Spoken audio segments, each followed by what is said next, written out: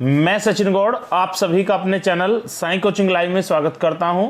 बच्चों, आज फिर हम पढ़ने वाले हैं उत्तर प्रदेश के सामान्य अध्ययन के बारे में। और हम लोगों ने ये जो टेस्ट सीरीज चलाई है, इसके अंदर आज हम चैप्टर नंबर 20 को पढ़ने वाले हैं। सभी बच्चे ध्यान से सेशन को देखेंगे और जो बच्चे सेशन के साथ जुड़ चुके हैं सभी बच्चों को अटेंडेंस के रूप में प्रत्येक दिन की तरह सबसे पहले जय हिंद लिखकर सेंड करना है और उसके बाद हम लोग क्लास को कंटिन्यू करने वाले हैं। अभी सभी बच्चे जय हिंद लिखकर सेंड करेंगे ताकि ये पता भी लग जाए कि लाइव क्लास जो है ठीक से हो रही है या नहीं हो रही है। वॉइस टेस्टिंग का भी बच्चे जो है एक बार मैसेज के माध्यम से रिप्लाई देंगे, क्या वॉइस सही और प्रॉपर आ रही है। यदि कोई प्रॉब्लम है तो आप कमेंट्स की सहायता से मुझे अवगत कराइएगा। अब हम शुरू करते हैं बच्चों आज की अपनी क्लास। तो डिस्प्ले के ऊपर पहला क्वेश्चन आ चुका है। उत्तर प्रदेश में शीत ऋतु में दक्षिण से उत्तर की ओर जाने पर तापमान पर क्या प्रभाव पड़ता है।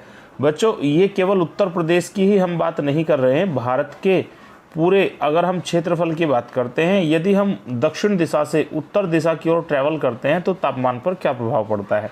देखिएगा, ये भारत का मैप है। आप भारत मान लीजिए, उत्तर प्रदेश मान लीजिए, मध्य प्रदेश मान लीजिए, कोई सा भी राज्य मान लीजिए। यदि आप भारत के दक्षिणी हिस्से से उत्तरी हिस्से की तरफ ट्रैवल करते हो तो तापमान पर क्या प्रभाव पड़ता है, ये आपको बताना है यहाँ पर। ठीक है, आपके पास एक विकल्प है तापमान समान रहता है, एक है तापमान घटता है और एक सी दिया गया है तापमान बढ़ता है और एक बच्चों उपयुक्त सभी। चलिए सभी बच्चे सेशन के साथ जुड़ चुके हैं। जो बच्चे सेशन के साथ जुड़ चुके हैं सभी बच्चों को अटेंडेंस सबमिट करानी है जय हिंद लिखकर। बाकी सभी बच्चों को करना क्या है, सभी बच्चों को अपने राइट आंसर सबमिट कराने हैं। चैट बॉक्स के अंदर जाना है और आपके अकॉर्डिंग जो भी यहाँ पर सही विकल्प है उसको आपको सबमिट करा देना है। चलिए तेजी के साथ सभी बच्चे अपने आंसर सबमिट कराएंगे। पहला क्वेश्चन डिस्प्ले के ऊपर आ चुका है और पहला क्वेश्चन बच्चों यहाँ पर आपको दिया गया है। उत्तर प्रदेश में शीत ऋतु में दक्षिण से उत्तर की ओर जाने पर तापमान पर क्या प्रभाव पड़ता है। तो बच्चों, मैं आपको यहाँ पर सही विकल्प बता देता हूँ। तो सही विकल्प देखिएगा बच्चों क्या है। यहाँ पर एक पहला ऑप्शन आपको दिया गया है, तापमान समान रहता है, ये पूर्ण रूप से गलत है।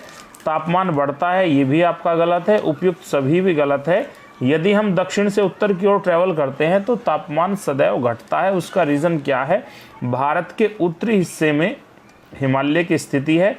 जब कभी हम हिमालय की नज़दीकी की तरफ बढ़ते हैं, यानी कि हिमालय की तरफ बढ़ते हैं, तो तापमान क्या होगा, तापमान घटता है। यदि हम हिमालय से दूर जाते हैं तो तापमान में वृद्धि होती है। आई थिंक सभी बच्चों को क्वेश्चन क्लियर हुआ होगा। अब हम बात कर लेते हैं अगले क्वेश्चन की। ठीक है, क्वेश्चन नंबर 2 डिस्प्ले के ऊपर आ चुका है। जनगणना 2011 के अनुसार उत्तर प्रदेश में बालिका शिशुओं की जो संख्या है वो 1000 बालकों के कंपेयर में क्या है। तो आपको बच्चों बताना है यहाँ पर बॉयज़ और गर्ल्स का जो जेंडर रेशो है वो उत्तर प्रदेश में 2011 की जनगणना के अनुसार कितना है। ए विकल्प का यहाँ पर कोई मतलब नहीं है, टाइपिंग में थोड़ी सी मिस्टेक है।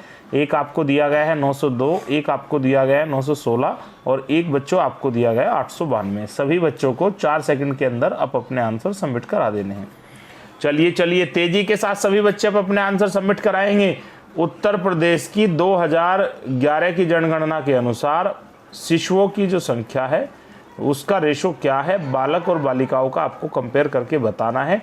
यदि बालकों की संख्या 1000 है तो उस कंडीशन में बालिकाओं की संख्या कितनी होगी। चलिए, 4 सेकंड का समय सभी बच्चों का कंप्लीट हो चुका है। बात कर लेते हैं बच्चों हम सही विकल्प की। 916 यहाँ पर पूर्ण रूप से गलत है, 892 भी गलत है। यहाँ पर पूर्ण रूप से सही जो विकल्प है बच्चों आपका 902 है। 1000 बालक हैं तो बच्चों की जो संख्या है वो कितनी आपकी यहाँ पर आने वाली है, 902। चलिए, बी विकल्प यहाँ पर पूर्ण रूप से सही हो जाता है। चलिए बात करते हैं क्वेश्चन नंबर 3 की।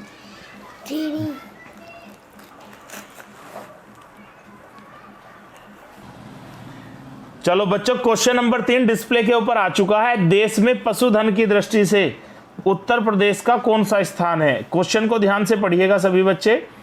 देश में पशुधन की दृष्टि से उत्तर प्रदेश का कौन सा स्थान है? एक विकल्प आपको दिया गया है प्रथम, एक द्वितीय, एक सी यहाँ पर बच्चों आपको दिया गया है तृतीय, और एक डी यहाँ पर दिया गया है चतुर्थ। देश में पशुधन की दृष्टि से उत्तर प्रदेश का कौन सा स्थान है? आपके पास बच्चों 4 विकल्प हैं, एक है प्रथम स्थान, एक है द्वितीय स्थान और एक यहाँ पर दिया गया है तृतीय स्थान। चलिए सभी बच्चे अब अपने आंसर सबमिट कराएंगे। चलिए बच्चों बात करते हैं हम सही विकल्प की। थोड़ा सा डिस्टरबेंस था बच्चों की वजह से, घर में छोटे बच्चे थोड़ा सा डिस्टर्ब कर रहे थे, लेकिन अब हम क्लास को आगे प्रॉपर बढ़ाएंगे। देश में पशुधन की दृष्टि से उत्तर प्रदेश का कौन सा स्थान है? प्रथम स्थान, द्वितीय स्थान, तृतीय स्थान और एक डी विकल्प यहाँ पर दिया गया है चतुर्थ स्थान। चलिए सभी बच्चों को अब अपने आंसर सबमिट कराने हैं और बात कर लेते हैं बच्चों यहाँ पर एकदम सही विकल्प की। अगर हम पशुधन की दृष्टि से उत्तर प्रदेश की रैंक देखते हैं तो बच्चों डी पूर्ण रूप से गलत है, सी भी गलत है, आपका बी भी गलत है।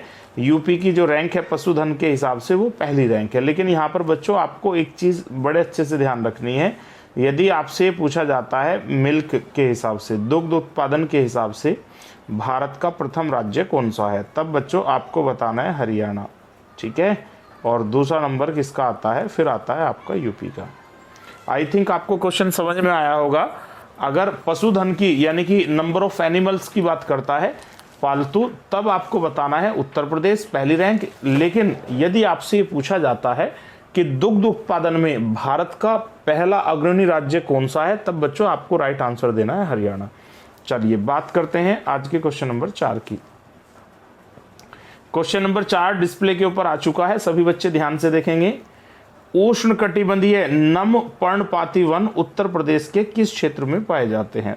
देखिए उत्तर प्रदेश में अधिकांश जो वन हैं वो उष्णकटिबंधीय हैं, लेकिन नम पर्णपाती जो वन है, जो मौसम आने पर अपने पत्तों का त्याग कर देते हैं, उन्हें पर्णपाती वन कहा गया है, या आप पतझड़ वन भी कह सकते हैं। तो इसके लिए आपके पास 4 विकल्प हैं, एक है भांवर व तराई का क्षेत्र, एक है पठारी क्षेत्र, एक है मध्य मैदानी क्षेत्र, एक बच्चों यहाँ पर दिया गया है उपयुक्त सभी। चलिए चलिए अरे तेजी के साथ सभी को अपने आंसर सबमिट कराने हैं। उष्णकटिबंधीय नम पर्णपाती वन उत्तर प्रदेश के कौन से क्षेत्र में पाए जाते हैं? आप लोगों के पास 4 विकल्प हैं, 4 सेकंड है, उसी के अंदर आप लोगों को आंसर सबमिट करा देना है।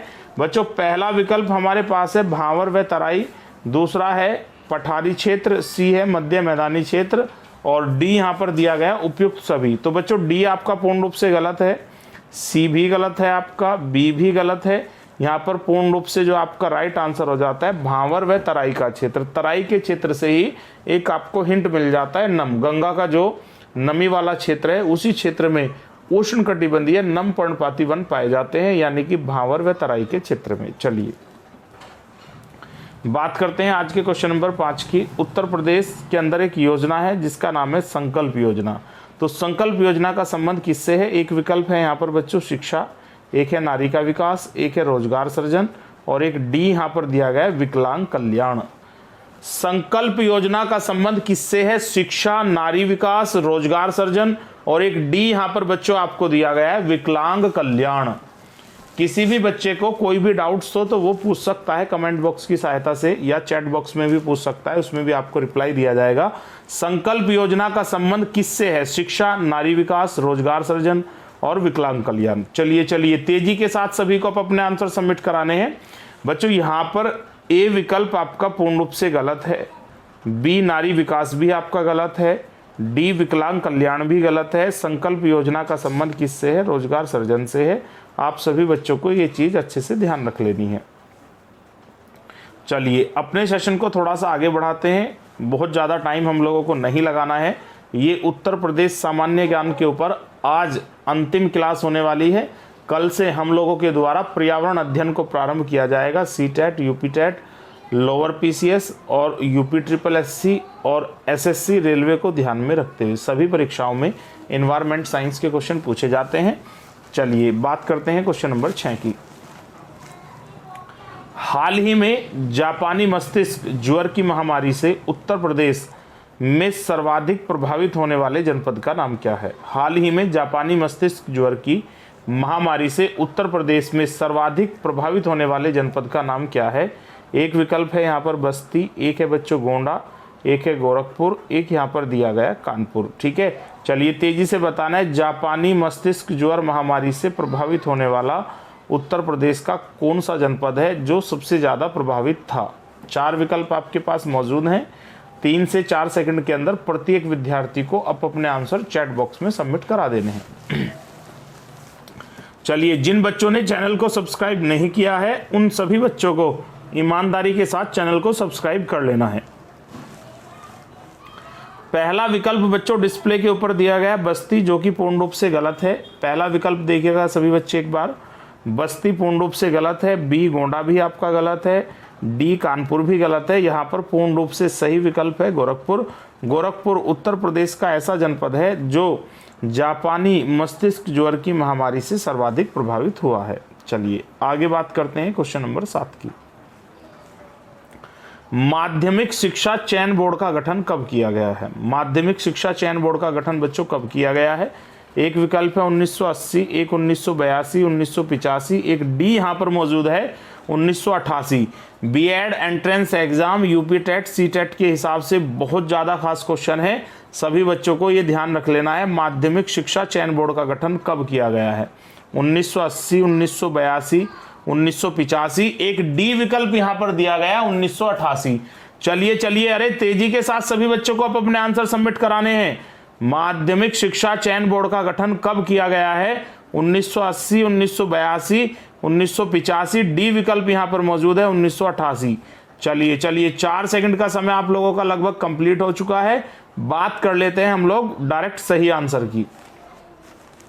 ए 1980 आपका पूर्ण रूप से गलत है। डी 1988 ये भी आपका गलत है। सी 1985 भी गलत है।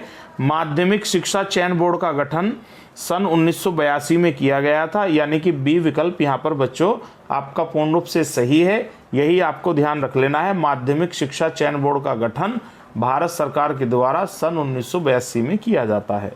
चलिए बात करते हैं आज क्वेश्चन नंबर 8 की।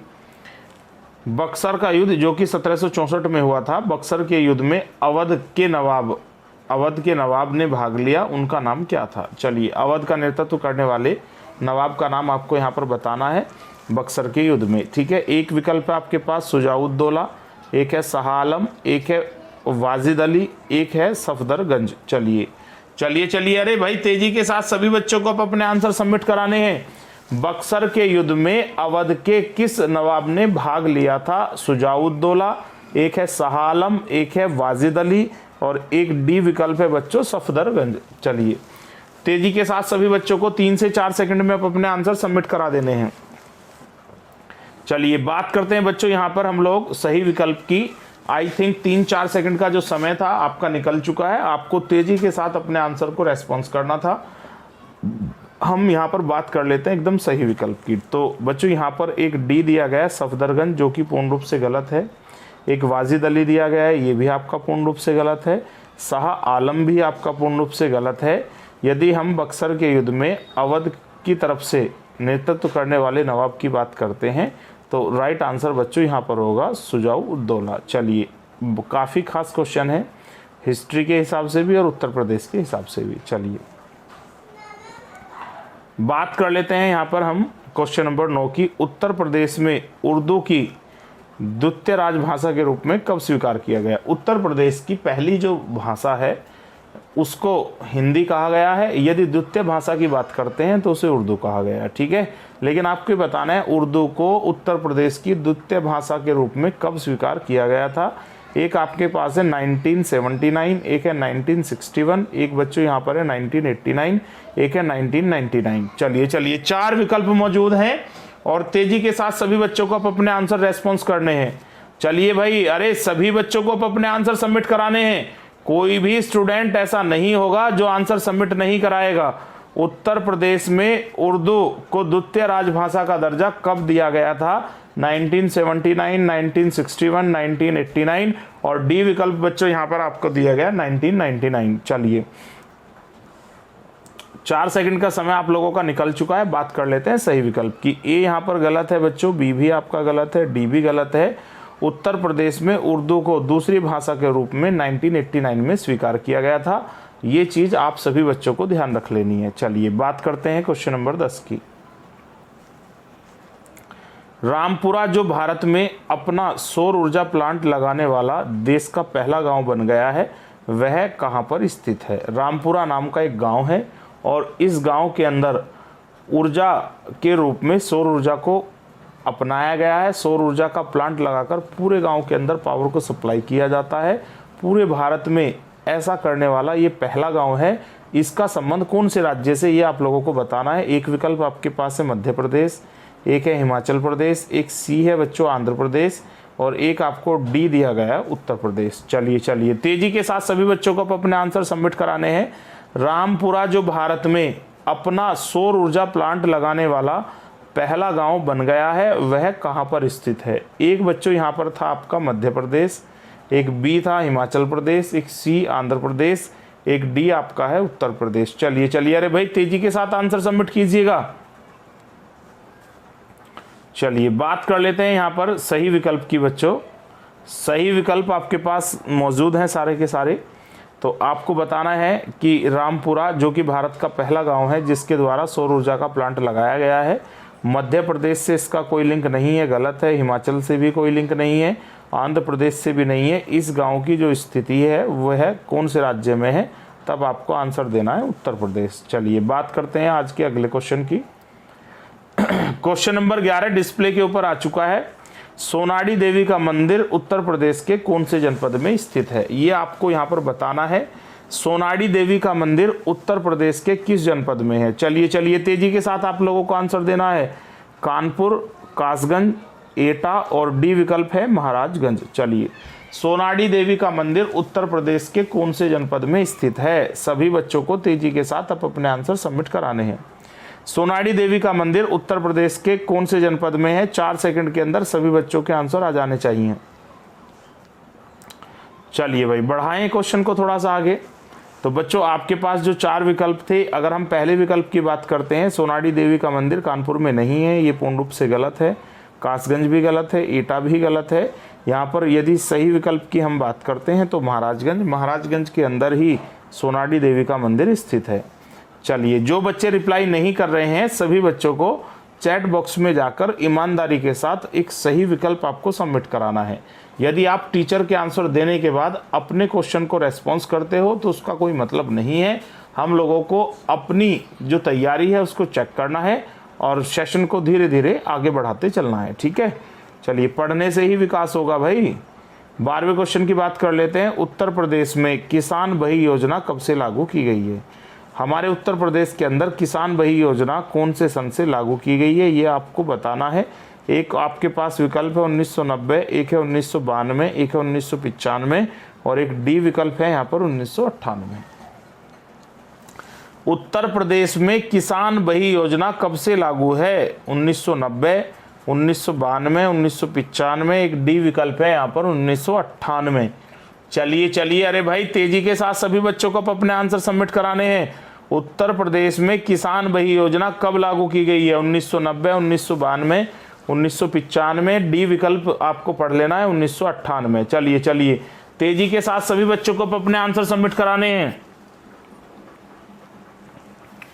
पहला विकल्प बच्चों देखिएगा सभी ध्यान से, ये आपका पूर्ण रूप से गलत है। 1990 में किसान बही योजना यूपी के अंदर चालू नहीं की गई थी। 1998 भी गलत है, 1995 भी गलत है। यदि किसान बही योजना की बात करते हैं यूपी में तो इसको कब इम्प्लीमेंट किया गया था? 1992, यानी कि यहाँ पर हमारा बी ऑप्शन क्या हो जाता है? सही हो जाता है। चलिए बात करते हैं आज के क्वेश्चन नंबर 13 की। राज्य शिक्षक पुरस्कार यूपी में कब से प्रारंभ किया गया है? ये बहुत ज़्यादा खास क्वेश्चन है। हमारे उत्तर प्रदेश के अंदर राज्य शिक्षक पुरस्कार की शुरुआत कब से की गई है? आपके पास बच्चों एक विकल्प है 1979, एक है 1982, एक 1983 और एक डी विकल्प मौजूद है 1984। चलिए तेजी के साथ सभी बच्चों को अपने आंसर सबमिट करा देने हैं। राज्य शिक्षक पुरस्कार की शुरुआत उत्तर प्रदेश में कौन से सन से की गई थी? 4 विकल्प हैं, ईमानदारी के साथ आंसर दीजिएगा सभी बच्चे। 1980, 1982, 1983, 1984। चलिए अब हम बात कर लेते हैं बच्चों सही विकल्प की। 4 सेकंड का समय लगभग खत्म हो चुका है। पहला विकल्प 1980 पूर्ण रूप से गलत है, 1982 भी गलत है, 1983 भी गलत है। राज्य शिक्षक पुरस्कार की शुरुआत यूपी के अंदर कब की जाती है? 1984, जो कि बहुत महत्वपूर्ण है, ये आपको ध्यान रखना होगा। इन फ्यूचरली टीचिंग एग्ज़ाम जब आप देने के लिए जाते हो तो वहाँ पर इस प्रकार के बहुत सारे क्वेश्चन परीक्षाओं में पूछे जाते हैं। चलिए बात करते हैं क्वेश्चन नंबर 14 की। उत्तर प्रदेश में आवास बंधु का गठन कब किया गया था? ये भी काफ़ी खास क्वेश्चन है। उत्तर प्रदेश में आवास बंधु का गठन कब किया गया था? 1994, एक 1995 है, एक 1996 है और एक डी विकल्प बच्चों यहाँ पर मौजूद है 1997। चलिए तेजी के साथ सभी बच्चों को अपने आंसर रेस्पॉन्स करने हैं। उत्तर प्रदेश में आवास बंधु योजना का गठन कब किया गया था? आपके पास बच्चों यहाँ पर टोटल 4 विकल्प हैं। एक विकल्प है 1994, 95, एक आपके पास है 96। तो आपको सही विकल्प का पता होना चाहिए बच्चों। ए विकल्प यहाँ पर आपका पूर्ण रूप से गलत है, बी भी आपका गलत है, सी भी गलत है। उत्तर प्रदेश में आवास बंधु का गठन सन 1997 में किया गया था। ये आप सभी को ध्यान रख लेना है, इन फ्यूचरली ये चीज़ आपको काम आने वाली है। चलिए अगले क्वेश्चन को ध्यान से पढ़िएगा। क्वेश्चन नंबर 15, विदुरकुटी उत्तर प्रदेश के किस जनपद में अवस्थित है? विदुरकुटी उत्तर प्रदेश के किस जनपद में स्थित है? एक विकल्प बच्चों आपके पास है बिजनौर, एक है बी मथुरा, एक है सहारनपुर और एक डी यहाँ पर मौजूद है मेरठ। चलिए भाई, अरे भाई सभी बच्चों को आप अपने आंसर सबमिट कराने हैं। विदुरकुटी उत्तर प्रदेश के किस जनपद में स्थित है? बिजनौर, मथुरा, सहारनपुर और मेरठ। चलिए क्वेश्चन आई थिंक आप लोगों को समझ में आ चुका है। 3 से 4 सेकंड के अंदर आप लोगों को अपने आंसर रेस्पॉन्स करने हैं। चलिए तेजी के साथ आंसर सबमिट कराइएगा चैट बॉक्स में। यहाँ पर बच्चों आपके पास 4 विकल्प हैं, उसमें से एक सही विकल्प का आपको चयन करना है। डी मेरठ बच्चों यहाँ पर पूर्ण रूप से गलत है। सी सहारनपुर ये भी आपका गलत है। बी मथुरा ये भी आपका गलत है। विदुरकुटी उत्तर प्रदेश के कौन से जनपद में स्थित है? तो आपको ए आंसर देना है बिजनौर, यही आपका राइट आंसर होने वाला है। ठीक है, चलिए बढ़ाते हैं सेशन को और थोड़ा सा आगे। मैं सभी बच्चों से हम्बल रिक्वेस्ट करता हूं, ऐसे बालक जो क्वेश्चन को ध्यान से नहीं पढ़ रहे हैं, प्यारे बच्चों क्वेश्चन को पहले आपको ध्यान से पढ़ना है, तब आपको आंसर देने हैं। हड़बड़ाहट में आपको गलत आंसर नहीं देना है। थोड़ा सा क्वेश्चन से जो है आंसर को फाइंड आउट करने की कोशिश कीजिए। बहुत सारे क्वेश्चन ऐसे हैं जो आपको क्वेश्चन का हल्का सा मतलब समझ में आता है, तो ऑप्शन के हिसाब से ही आप उनको सोल्व कर सकते हो। किस जनजाति में शिवलिंग बांस का होता है? ऐसी भारत की कौन सी जनजाति है जिसके अंदर शिवलिंग बांस से बनाया जाता है? एक विकल्प आपके पास सहरिया है, एक है खरवार, एक है थारू और एक डी है बच्चों यहाँ पर बैगा। चलिए सभी बच्चों को तेजी के साथ अब अपने आंसर सबमिट कराने हैं। किस जनजाति में शिवलिंग बांस का होता है? ए है आपका सहरिया, बी खरवार है, सी थारू है, डी है आपका बैगा। चलिए सब बच्चे तेजी के साथ अब अपने आंसर सबमिट कराएंगे। तो बच्चों बात कर लेते हैं हम लोग यहाँ पर सही आंसर की। 4 सेकंड का समय आपका लगभग कंप्लीट हो चुका है। तो ए विकल्प आपका पूर्ण रूप से गलत है बच्चों, बी भी आपका गलत है, डी भी गलत है। ऐसी कौन सी जनजाति है जिसमें शिवलिंग बांस का बनाया जाता है? तब आपको बताना है। उत्तर प्रदेश की सबसे बड़ी जनजाति थारू जनजाति। चलिए अच्छा बात करते हैं बच्चों अब हम क्वेश्चन नंबर 17 की। उत्तर प्रदेश में स्वाधार केंद्र कहाँ पर स्थित है? स्वाधार केंद्र उत्तर प्रदेश में कहाँ पर स्थित है? एक आपके पास है विकल्प कानपुर, एक है रायबरेली और एक है वृंदावन, एक आपके पास है आगरा। चलिए 4 सेकंड के अंदर सभी बच्चों को अब अपने आंसर सबमिट भी करा देने हैं। उत्तर प्रदेश में स्वाधार केंद्र कहाँ पर स्थित है? एक विकल्प है आपके पास कानपुर, एक है रायबरेली, एक है वृंदावन और एक डी है आगरा। चलिए तेजी के साथ सभी बच्चे अपने आंसर सबमिट कराएंगे। 3 से 4 सेकंड के अंदर सभी बच्चों को अब अपने राइट आंसर सबमिट करा देने हैं। चलिए बात कर लेते हैं बच्चों हम लोग सही विकल्प की। आपके पास 4 विकल्प थे। अगर हम पहले विकल्प कानपुर की बात करते हैं तो बच्चों ये आपका पूर्ण रूप से गलत है। बी रायबरेली भी गलत है। और अब थोड़ा सा क्वेश्चन को थोड़ा सा पीछे की तरफ लेकर चलते हैं। कानपुर यहाँ पर गलत है, बी रायबरेली भी गलत है, डी आगरा भी गलत है। उत्तर प्रदेश में स्वाधार केंद्र कहाँ पर स्थित है? तब बच्चों आपको राइट आंसर देना है वृंदावन, यानी कि आपका सी विकल्प यहाँ पर पूर्ण रूप से सही है। चलिए बात करते हैं क्वेश्चन नंबर 18 की। क्वेश्चन नंबर 18 बच्चों डिस्प्ले पर आ चुका है। भारतीय रेल का सबसे लंबा रेलवे यार्ड कहाँ स्थित है? चलिए भारतीय रेलवे का सबसे बड़ा रेलवे यार्ड कहाँ पर स्थित है? ए विकल्प है आपका कानपुर, एक है मुगलसराय, एक है गोरखपुर, एक डी विकल्प बच्चों यहाँ पर मौजूद है इलाहाबाद। भारतीय रेल का सबसे लंबा रेलवे यार्ड कहाँ पर स्थित है? कानपुर, मुगलसराय, गोरखपुर और इलाहाबाद। चलिए तेजी के साथ सभी बच्चों को अपने आंसर सबमिट कराने हैं बच्चों। 4 सेकंड का आपके पास समय है और उसी के अंदर आपको अपने आंसर सबमिट करा देने हैं। चलिए तेजी के साथ सभी बच्चे।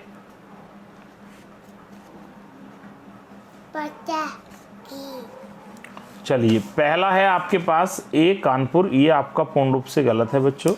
सी गोरखपुर भी आपका गलत है, डी इलाहाबाद भी गलत है। अब हम क्या करेंगे बच्चों, राइट विकल्प की बात करते हैं। तो यहाँ पर राइट विकल्प है आपका मुगलसराय। मुगलसराय आपका पूर्ण रूप से सही है, सभी बच्चों को ध्यान रख लेना है। चलिए अब हम बच्चों मुगलसराय के नए नाम की भी बात कर लेते हैं। मुगलसराय का जो नया नाम है वह आपका दीनदयाल है, ये भी आप लोगों को ध्यान रखना होगा। चलिए बात करते हैं क्वेश्चन नंबर 19 की। क्वेश्चन नंबर 19 डिस्प्ले पर आ चुका है। उत्तर प्रदेश में गन्ना विभाग का गठन कब किया गया है? अंग्रेजों के जमाने में इसको गठित किया गया है।